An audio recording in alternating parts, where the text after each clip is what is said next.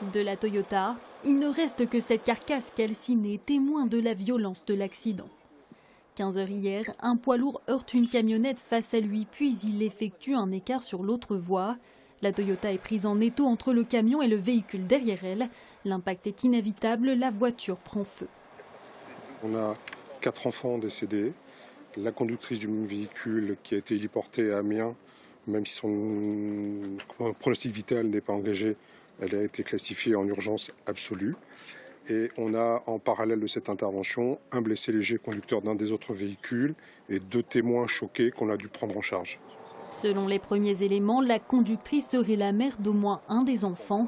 Ils avaient à peine une dizaine d'années pour les plus âgés. Un drame terrible qui a incité le ministre délégué au transport à faire le déplacement.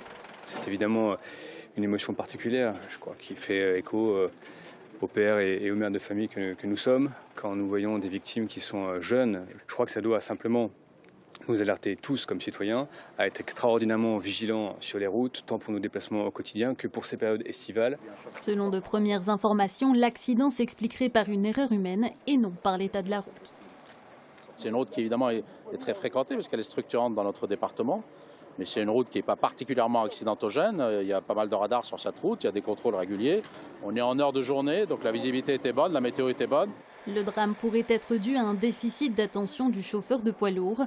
Il est actuellement en garde à vue. Il a été contrôlé négatif au test de drogue et d'alcoolémie.